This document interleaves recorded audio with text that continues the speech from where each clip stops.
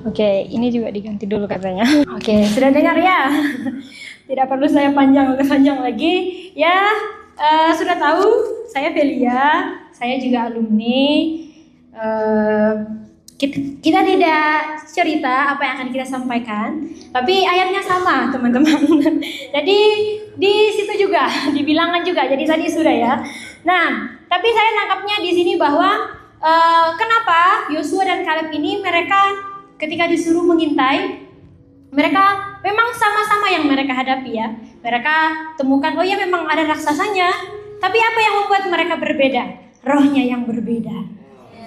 Mereka punya roh yang berbeda, yaitu Roh Kudus. Nah, itu yang akan saya sampaikan. Bagaimana kita tahu di sana mereka orang-orang yang sudah dari nenek-nenek moyang mereka punya adat istiadat sendiri gitu ya, ritual-ritual, bahkan sampai sekarang mereka masih ritual. Bahkan di tempat bimbel kami itu yang lebih taat untuk beribadah kepada Tuhannya. Mereka setiap hari Senin beribadah kepada Tuhannya gitu.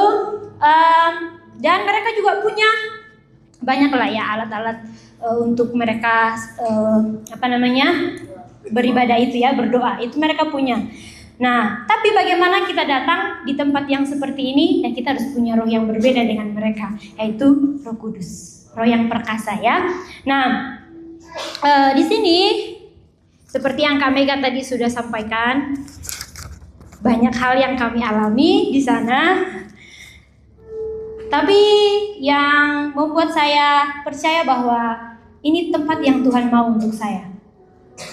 Ini tempat yang Tuhan bawa saya di awal ketika kita berdoa lebih kepada gini, Tuhan dalam hati gini, kalau kamu bilang kamu mengasihi aku, kamu akan mengasihi apa yang aku kasihi.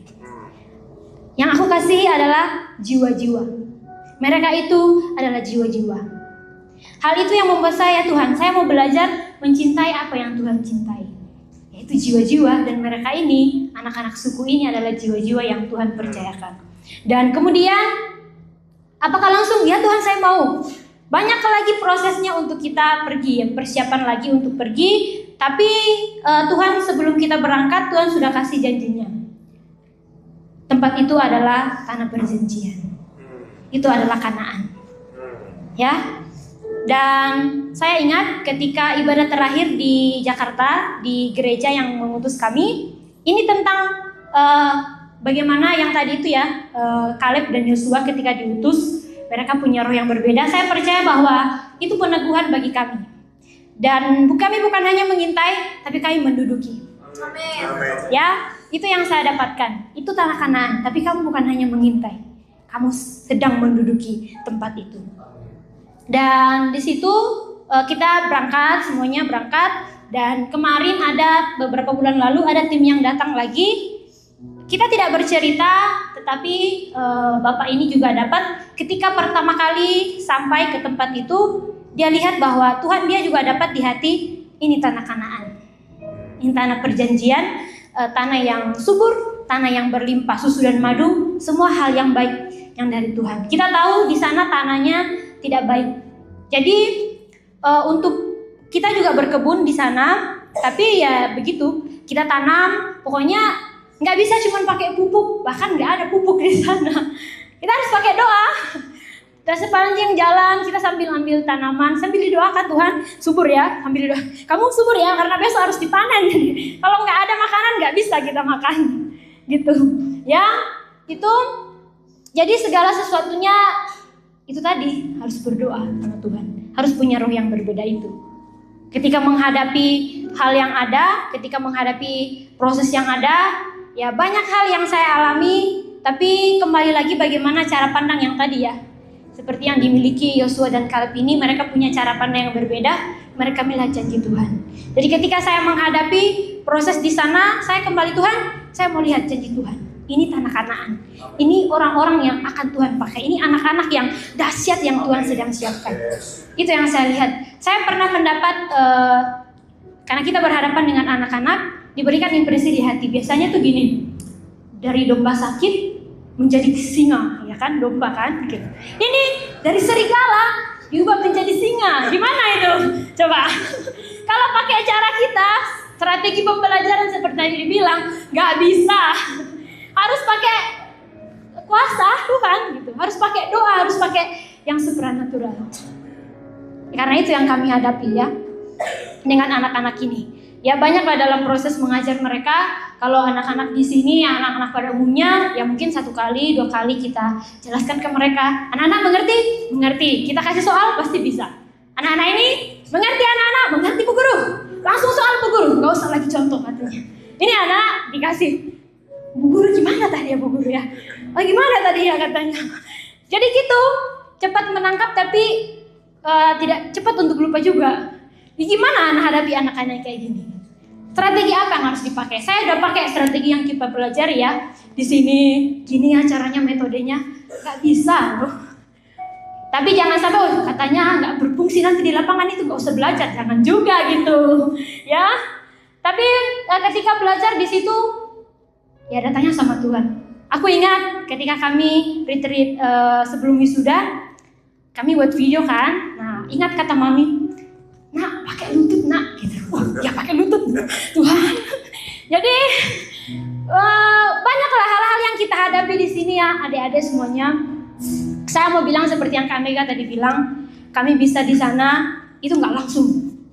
Oh ya, di lapangan nih. Oh ini musuhnya ini tembak, nggak bisa gitu. Maksudnya nggak langsung di situ. Persiapannya di sini, belajarnya di sini, pegang senjatanya. Oh anak yang seperti ini dihadapinya gimana? Itu karena sudah belajar di sini. Apa kuncinya? Satu ya berdoa. Pakai lutut tadi, punya roh yang berbeda tadi. Ya, jadi saya mau bilang adik-adik yang terus setia berdoa. Bukan hanya doa siang, kan ada yang diwajibkan ya. Nah, tambahkan lagi doling ya, doa malam. Dulu awal-awal kita doa malamnya jam 12 malam loh. Ada yang masih dapat ya. Nah itu kita jam 12 malam. Kalau ini kan udah jam 9 gitu kan. Dan itu udah bukan hanya habis berdoa, ada berdoa. Biasanya ada Kak Oce biasa lihat, wah di storyin lagi kita nih katanya. Disindirnya di sosmed ya. Bukan hanya langsung disindir di sosmed, langsung tuh. Tahu Kak Devi kan? Mana Kak Devi? Oh ya. Ya gitulah ya. Tapi Tuhan luar biasa lah. Saya sih, Dek sini Dek. Kamu yang doa semalam, iya Kak. Kalian kalau jangan berdoa katanya, bukan ribut katanya. Kita mau istirahat jadi segala macam lah ya. Tapi kayak saya tuh dalam hati gini, ngomong apa sih kakak ini gitu. Tapi pulang baru saya lihat, oh iya ya. Tapi ketika dapat hal itu, kayak kitanya bukan, oh ya katanya nggak boleh berdoa, tetap lebih keras lagi kita. Tapi bukan karena kekuatannya, tapi saya percaya bahwa Roh Kudus lah yang memampukan untuk, karena saya percaya bahwa apa yang badai yang dihadapi di sini itu belum seberapa dengan apa yang akan dihadapi di sana. Yeah. Tapi saya percaya kami bisa di sana karena kami mau sepakat seperti yang tadi. Kami mau belajar, kami mau memberi diri kami untuk mengikuti proses Tuhan di tempat ini. Saya ingat ketika awal semester 1, saya pun pernah berpikir untuk pulang. Ini nggak pernah tahu ya. Saya pernah berpikir untuk, udahlah kayaknya di sini bukan tempat saya. Gitu. Ini semester 1 masih golden time, awal-awal lah, baru beberapa minggu datang. Saya sudah siapkan baju saya sudah siapkan tas saya, tinggal hubungi keluarga, ya saya mau pulang. Pulang atau nggak pindah STT gitu. Karena ada hal yang saya alami, saya melihat ini tempatnya kayaknya tidak nyaman bagi saya, kayak nggak bisa saya di sini gitu. Karena memang dulu dengan sekarang luar biasa lah Tuhan bekerja di tempat ini ya. Ketika awal kami datang dengan sekarang banyak hal yang Tuhan ubahkan gitu. Terus yang kedua, setiap malam saya nggak bisa tidur. Saya nggak tenang. Saya pokoknya sampai saya nggak mau tidur lah, nanti pun tidur kayak nggak bisa gitu. Seperti banyak hal yang mengintimidasi saya gitu. Dan sampai ya udahlah saya kayaknya bukan di sini tempat saya gitu. Kayaknya bukanlah di sini. Ya. Tapi ketika saya ingat Oma Deborah, Pembicaranya ada Oma Deborah. Dulu mentor saya Mami yang jadi mentor saya. Ya, jadi Mami yang temani saya untuk masuk ke itu pertemuan dengan Oma. Jadi satu-satu kita ketemu Oma. Terus ditanyalah, adalah hal di situ ditanya, habis itu didoakan. Dari hal itu ketika saya menyampaikan apa yang saya alami, tiap malamnya saya dibangun, ya, terbangun sendiri gitu ya, jam 2, jam 3 gitu, bangun langsung berdoa gitu. Saya dulu belum bisa bahasa roh di awal-awal itu, jadi saya cuma bermazmur, Tuhan terima kasih, habis itu udah tidur lagi gitu. Tapi dari hal itu terus saya belajar mengikuti yang dibangunkan tengah malam, belajar taat gitu, belajar mengikuti meskipun gak mengerti apa sih tujuannya. Tapi ternyata dari situ Tuhan sedang mengubahkan hati saya. Tuhan sedang mengubahkan respon saya terhadap apa yang saya hadapi. Bahkan badainya yang ketika awal saya masuk dan dari mulai semester 2 sampai kita lulus itu lebih besar menurut saya ya. Ketika saya pikirkan badai yang saya alami atau proses tantangan yang dihadapi itu lebih besar dari waktu semester 1. Tetapi dari sampai saya lulus, bahkan saya kembali lagi di tempat ini, tidak ada kepikiran untuk udah pulang gitu, nggak ada. Ini saya kembali lagi nih. Ya, jadi saya percaya bahwa mungkin kamu di tempat ini ngalapi banyak proses, banyak tantangan, mungkin dengan kakak tingkat, dengan adik tingkat. Tapi percayalah bahwa itu baik, bahkan sempurna bagi hidupmu. Amen. Itu yang saya alami. Tuhan terima kasih Tuhan, karena Tuhan mendidik saya, memproses saya di sangkakala, karena saya tahu kalau saya memilih untuk keluar dari prosesnya Tuhan ketika ada di tempat ini, saya tidak akan ada di sana. Saya nggak tahu di mana saya sekarang. Ya, jadi itu ketika saya ingat kita terus belajar setia. Memang ya berdoa saya tahu lah, nggak langsung terus ya berdoa nih. Kita juga banyak kok, udah capek ya.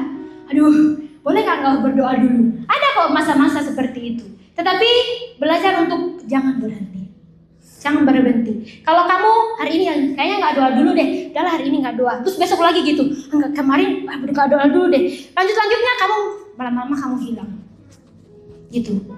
Karena kita dulu banyak ya teman-teman gitu kan, sama-sama mulai, terus juga tengah jalan hilang gitu. Kita pun sama, udah di proses itu, lelah, capek pasti ada lah. Bahkan kan kayak kuliah, capek kuliah harus doa siang, pasti ngantuk kan, mikirin tugas gitu. Tapi saya belajar bahwa Tuhan, saya mau mengikuti apa yang Tuhan mau untuk hidup saya, karena itu yang terbaik. Memang nggak bagi daging itu, wow menyakitkan, tapi itu yang terbaik bagi roh kita, bahkan sempurna bagi roh kita. Ya. Dan di sana seperti yang tadi diceritakan, banyak hal, banyak intimidasi, tetapi Tuhan juga luar biasa. Ketika kami akan menghadapi proses-proses kayak ya di santet tadi, atau banyaklah intimidasi, Roh Kudus itu sudah lebih dulu memberikan kayak warning ya, atau memberikan ayo berdoa, jaga-jaga gitu. Kita nggak tahu apa yang akan kita hadapi, tapi setiap hari kalau dibilang kan ujiannya mungkin 3 minggu atau 4 minggu akan ujian, atau sudah dikasih tahu nih ujian. Tapi kalau saya pikir di sana pun ujian tiap detik. Ujiannya tiap detik. Jadi kayak harus terus berjaga-jaga, harus terus punya roh yang berbeda ini tadi, harus terus punya Roh Kudus dalam hati. Saya ingat ketika kita mau dibunuh, itu masanya ya mereka ada perayaan panen. Nah, perayaan panen kami ikut di situ ya, tapi tetap sambil berdoa, bahasa roh semuanya kita dalam hati ya, bahasa rohnya berdoa dalam hati gitu. Tetap ikut dengan mereka, kami nggak mau, kita tetap ikut di tengah mereka. Kita hadir membawa roh yang berbeda tadi, ya, bawa Roh Kudus di tengah-tengah mereka gitu. Ketika mereka mengadakan ritual mereka, kita tetap berdoa. Nah, ketika itu kita pulang, kebetulan anak-anak libur, terus saya lagi istirahat gitu ya di kamar lah ya, terus ayo doa gitu ya, udah doa bahasa roh, udah habis itu. Ternyata di waktu itu orang yang akan mengancam kita, mungkin di hari itu dia mau naik, kan kampung di bawah, terus kita asrama di atas. Dia mau naik untuk mau datang bunuh kami, dan kita punya wifi ya. Nah itu ada parabolanya ya. Nah itu dia mau hancurkan juga supaya kalau terjadi apa-apa dengan kami tidak bisa dikabarkan lah. Sampai segitunya. Tapi di momen dimana Roh Kudus untuk mengajak kami, ayo berdoa, ayo bahasa roh. Kami nggak tahu apa yang akan terjadi. Tapi ketika belajar untuk taat mengikuti itu, Tuhan bekerja. Bapak ini nggak sampai untuk datang. Tapi dibilang ceritanya setelah beberapa minggu itu baru dikasih tahu. Dan saya ingat bahwa itu di pas di momen itu gitu.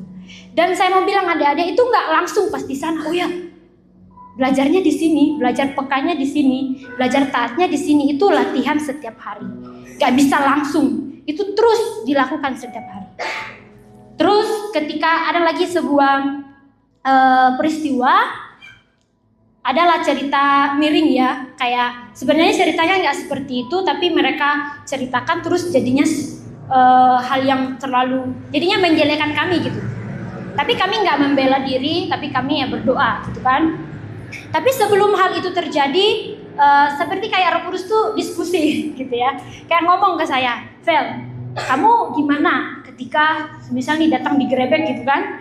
Terus mereka bawa parang, mereka langsung todong di leher gitu kan. Kayak itu ibarat dikasih pemikiran seperti itu. Kayak kamu akan seperti apa? Ini belum terjadi loh, tapi kayak udah dikasih, dipersiapkan dulu hatinya. Ketika hal itu akan terjadi. Jadi kayak kamu akan seperti apa respon? Tuhan, saya akan tetap berpegang sama Tuhan.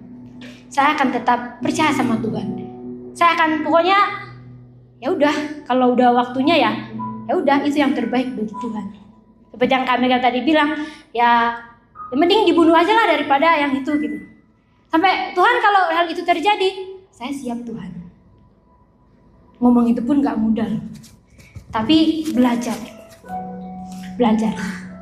Dan ketika di hari itu, nah terjadilah yang saya bilang tadi, peristiwa cerita miring itu. Memang mereka semua gencar lah, panas sekali lah gitu ya. Kayak pokoknya riuh sekali sampai ceritanya apalah segala macam. Kita cuman bersama tim, ayo kita berdoa. Kita berdoakan mereka. Bahkan saya ketika di itu mau berangkat sekolah, Tuhan, saya tetap berangkat sekolah tuh, saya ajak anak-anak. Ayo, saya ceritakan ke mereka apa yang terjadi, ayo kita berdoa. Saya ajak anak-anak ini, ayo kita berdoa, minta ya supaya Tuhan kasih roh pengertian kepada orang tua, kepada orang-orang di tempat ini. Mereka mungkin gak ngerti apa itu roh pengertian gitu ya. Tapi saya, ayo sama Bu Guru ya kita berdoa. Kayak kita punya lagu yang aku punya Tuhan yang besar. Anak-anak seperti itu nyanyi gitu. Itu kayak mereka nyanyi, kami doa, saya suruh mereka berdoa dulu, habis itu saya pimpin lagi. Jadi kayak di tengah badai itu tetap ada ketenangan. Karena saya tahu bahwa Tuhan ya, roh yang berbeda tadi. Yang sekali lagi itu enggak langsung otomatis. Ada persiapannya. Tempat inilah persiapannya. Ya, jadi beri dirimu untuk mau. Ya beri diri. Adik-adik semuanya memang enggak enak buat daging. Tapi sebenarnya Tuhan udah siapkan hal yang besar untuk kita. Amin. Ada di Mazmur kan dibilang, aku bersyukur sebab kejadianku dahsyat dan ajaib. Sebenarnya yang Tuhan siapkan itu dahsyat dan ajaib. Jadi prosesnya juga harus dahsyat dan ajaib dong. Ya kan?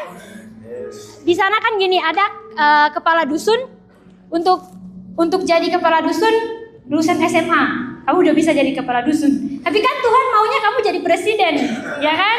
Gak mungkin. Jadi ya prosesnya harus gitu juga gitu. Jadi kayak itulah. Terus mengingatkan diri sih, terutama bagaimana janji-janji Tuhan.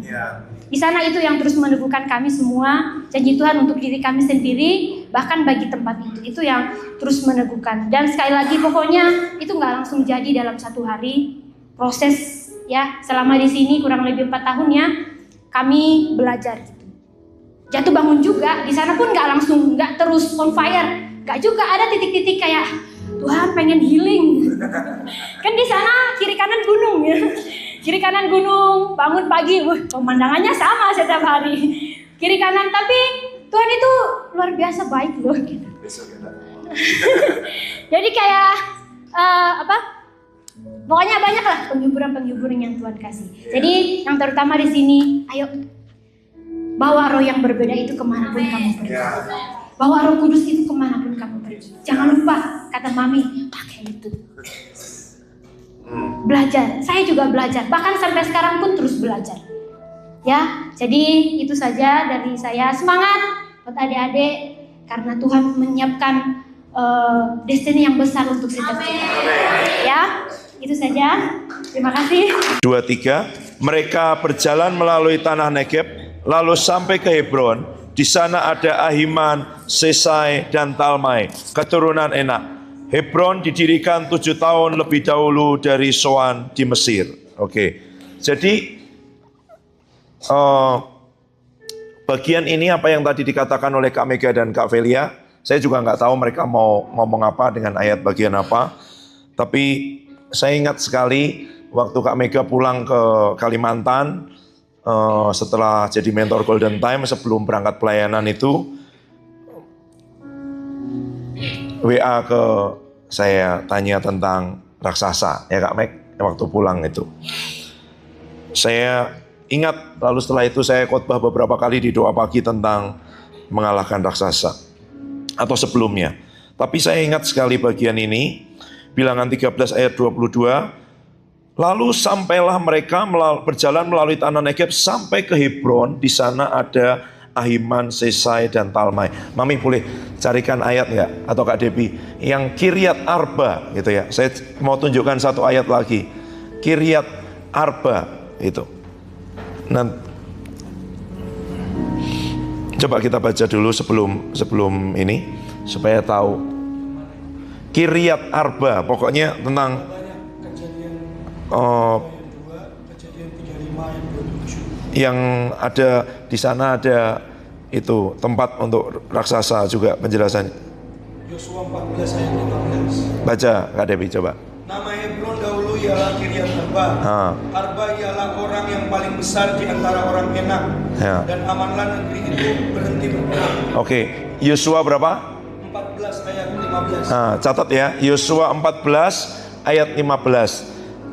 Nama tempat itu dulu adalah Kiryat Arba. Arba adalah raksasa yang orang yang paling besar, itu ya. Arba adalah orang yang paling besar. Jadi di sini coba lihat ayat 22 tadi. Ada Ahiman, Sesai, dan Talmai. Itu anaknya Arba. Arba itu bapaknya, itu rumahnya Arba. Tapi juga pengertian lain yang saya pernah baca itu namanya rumah dari 4 raksasa. Kalau di Bilangan cuma ada Ahiman, Sesai, dan Talmai. Yang satu mana? Ya gampang. Kalau anaknya raksasa, bapaknya pasti raksasa, ya dong. Gitu. Nggak mungkin bapaknya kurcaci, anaknya raksasa kan? Gitu. Jadi ini anak raksasa. Tempat itu memang dikenal sebagai tempat raksasa, rumah raksasa. Gitu.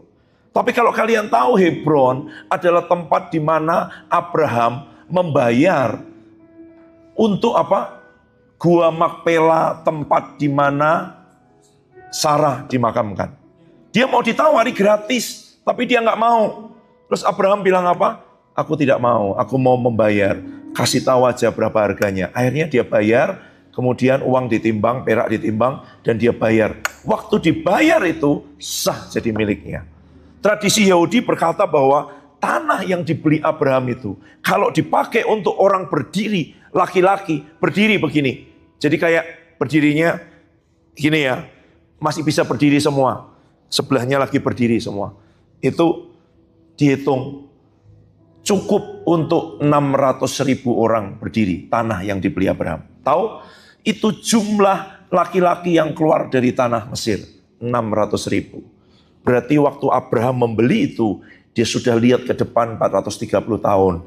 Ini warisan untuk anak cucumu. Generasi keberapa yang nanti akan keluar dari Israel, masuk ke tanah perjanjian. 430 tahun kemudian.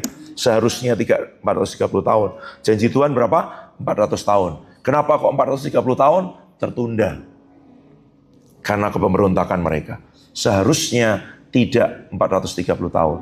Jadi kalau kita selalu berkata, janji Tuhan itu tidak tertunda, tidak terpotong, digenapi, terjadi. Karena bisa tertunda, yang menunda bukan Tuhan. Manusia, hatinya tidak mau, tidak rela, muter-muter. Harusnya masuk ke dalam tanah Kanaan berapa? 11 hari, 13 hari, sampai itu. Tapi karena dia tidak mau, mundur 2 tahun Tuhan siapkan hatinya. 2 tahun tidak mau, mundur sampai 40 tahun.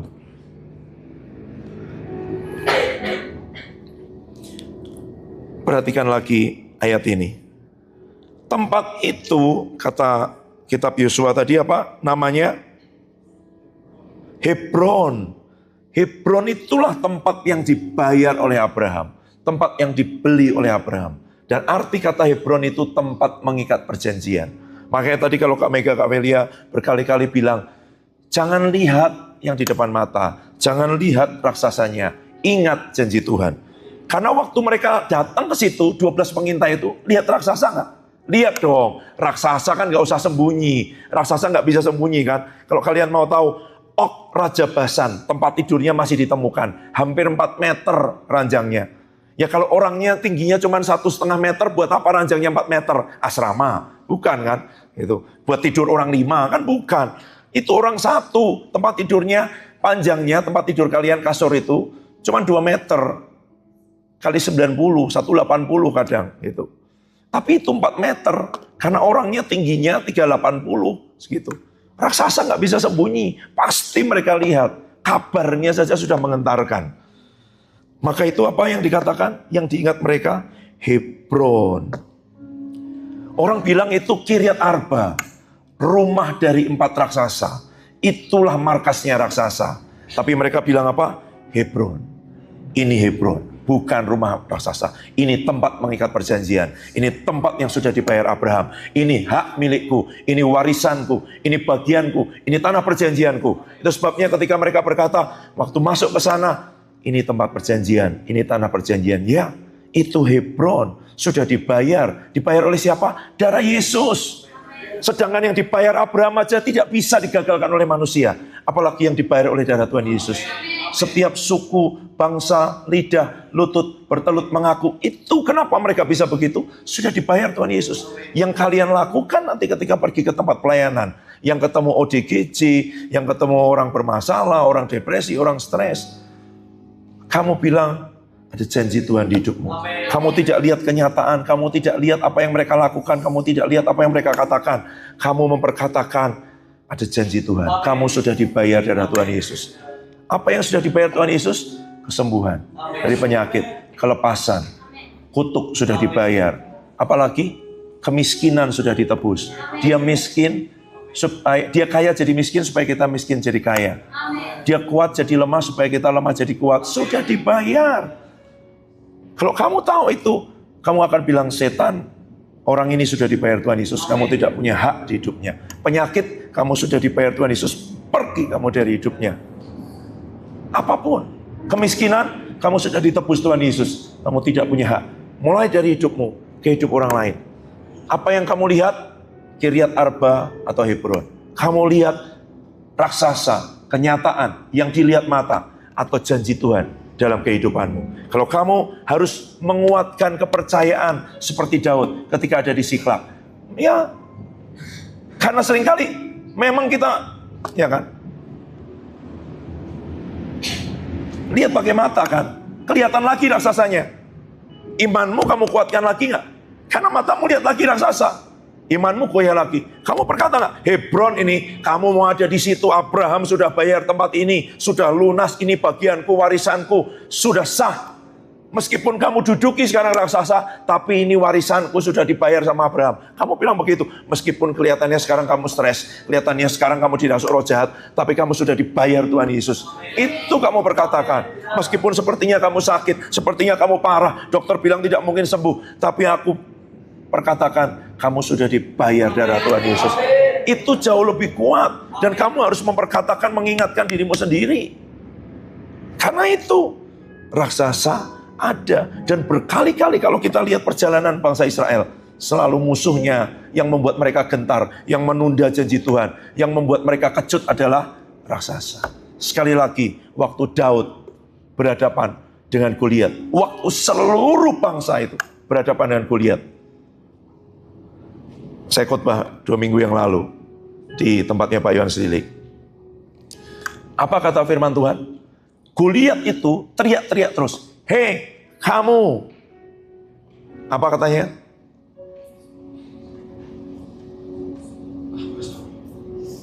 Apa? Kamu hamba Saul. Kamu kan punya Tuhan yang hebat. Kamu orang Israel. Goliat itu sebenarnya ngasih ngasih clue kepada orang-orang Israel. Hei, aku ini tidak punya perjanjian, kamu punya perjanjian. Tapi mereka lihat raksasa 3 meter lebih, kecut hatinya.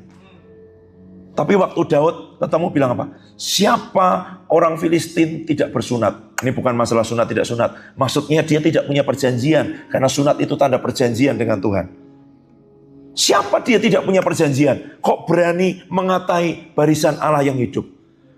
Kamu lihat raksasa, kamu lupa. Aku punya perjanjian dengan Tuhan. Aku barisan Allah yang hidup. Goliat sampai teriak-teriak terus. Tapi orang Israel lihat raksasa. Karena itu orang benar hidup oleh iman, bukan oleh penglihatan. Begitu hidup oleh penglihatan kamu kalah. Kamu kecut, kamu surut, kamu takut. Kamu bahkan menunda destiny bangsa itu sampai 38 tahun. Karena itu kita tidak hidup oleh penglihatan. Hidup oleh iman. Dan iman timbul dari pendengaran. Pendengaran akan firman. Rema. Kamu dengar firman belum tentu jadi rema. Kamu dengar khotbah belum tentu jadi rema. Bagaimana caranya? Kunyah, makan. Mazmur 1, renungkan siang dan malam, catat, dengerin ulang, kalau ada rekamannya dengerin lagi, sampai jadi rema, baru iman timbul. Kalau masih suara, informasi, pengetahuan, logos, baru masuk ke telinga, keluar. Yakobus bilang kamu lihat ke cermin kemudian kamu lupa. Sampai dia jadi rema, iman timbul. Mau raksasa, mau apapun, ada janji Tuhan. Bayangkan mereka baru lihat apa yang dibayar Abraham aja imannya sebesar itu. Kita punya apa yang dibayar Tuhan Yesus yang jauh lebih besar daripada itu semua. Dan itu bagian kita. Pasti akan dihadapkan dengan raksasa. Karena itu ujian dari orang-orang Israel. Dan kita Israel rohani. Pasti ketemu raksasa. Kamu pilih apa? Lihat kenyataan. Kiryat Arba, rumah raksasa, markas raksasa. Atau kamu bilang, Hebron, ada janji Tuhan, sudah dibayar, sudah ditebus, sudah dilunasi. Pasti bisa, harus bisa, sudah bisa. Karena sudah dibayar Tuhan Yesus. Mari kita datang kepada Tuhan. Semua yang akan pelayanan liburan, tolong bangkit berdiri. Yang akan pelayanan. Manifestasi, mengalir keluar.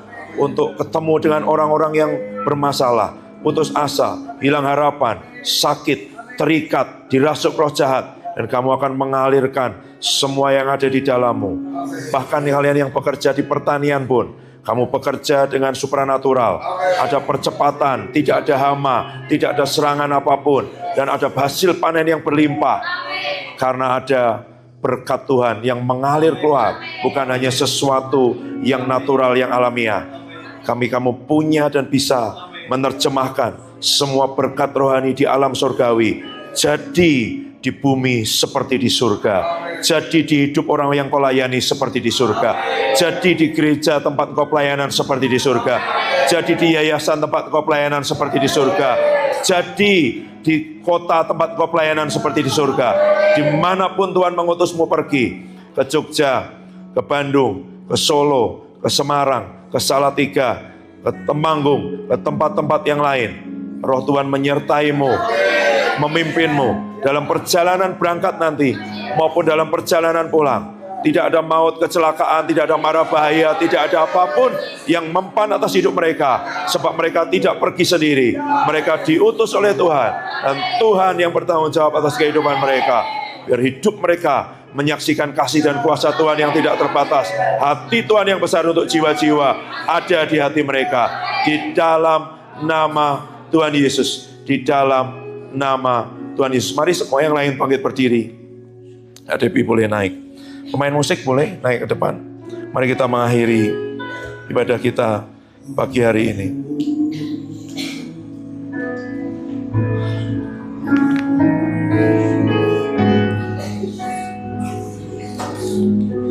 Pasukan Raja Wali, pasukan Raja Wali yang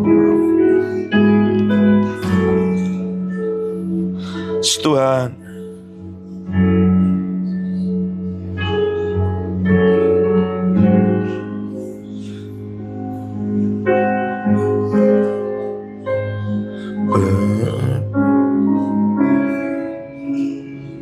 Tuhan,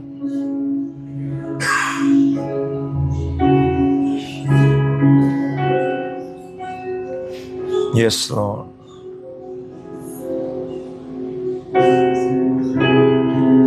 Shekinamaya ralanamaya suku ralanamaya su. Ini hidup kami Tuhan. Ini masa muda kami. Ini semua yang kami punya, yang sebenarnya adalah milik-Mu. Engkau punya hak penuh atas hidup kami. Engkau pemilik hidup kami. Engkau yang melunasi hidup kami. Engkau yang menebus hidup kami. Kami bukan milik kami lagi, tapi hidup kami adalah milik Tuhan yang sudah membayar hidup kami.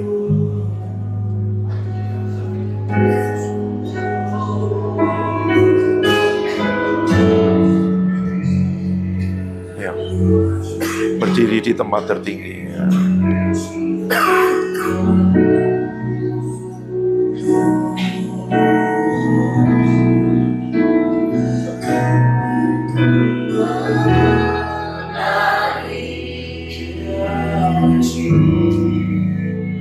Di atas gelombang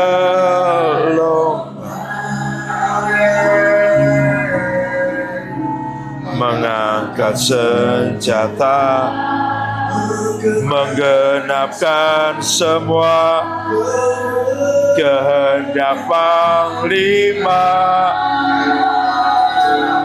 Aku terbang lebih tinggi,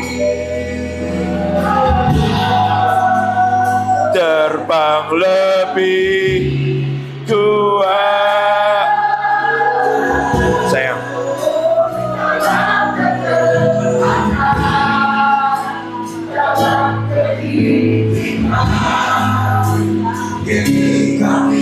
Pasukanmu, oh Tuhan,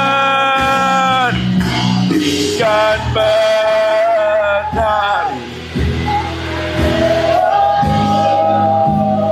di atas amin, mengangkat senjata, menggenapkan semua kehendak Panglima. Doa buat mereka. Terbang lebih tinggi,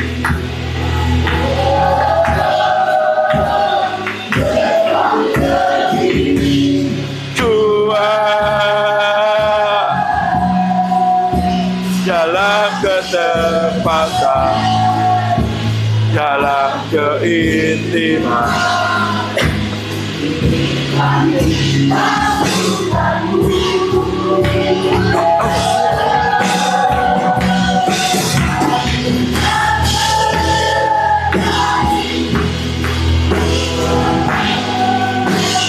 Di atas gelombang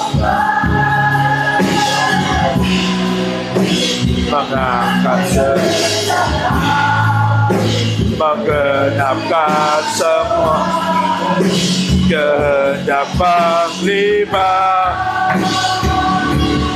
Aku terbang lebih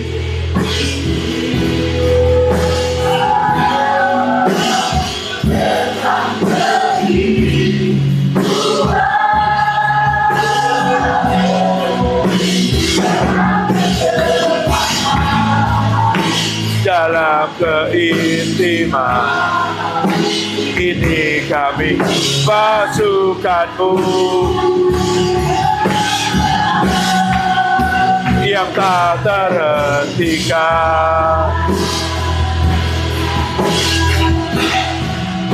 yang tak terhentikan,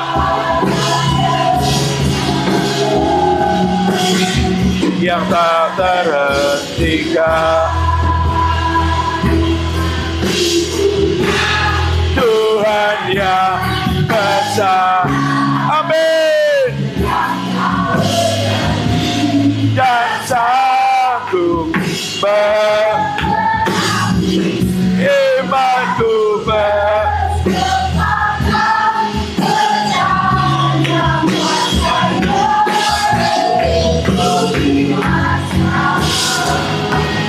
kemenangannya.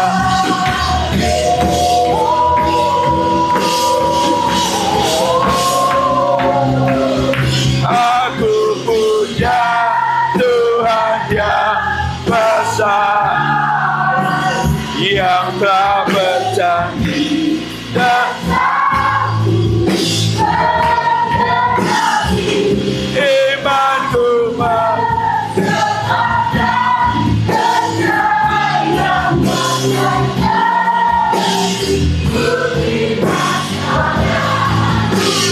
ku terima sekarang, terima sekarang, ku terima sekarang, ku terima sekarang kemenangannya.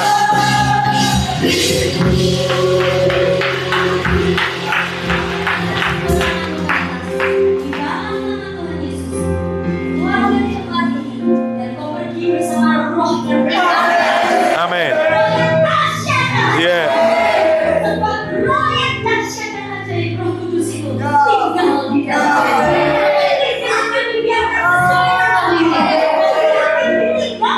Amin.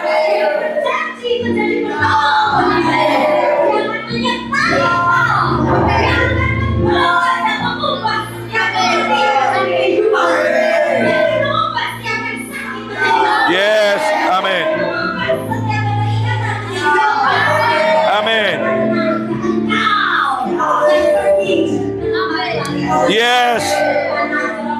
Amin.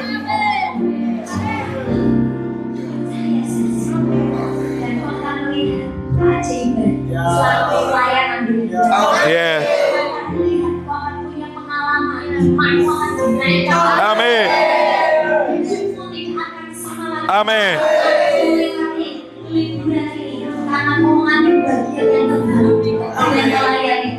Siki.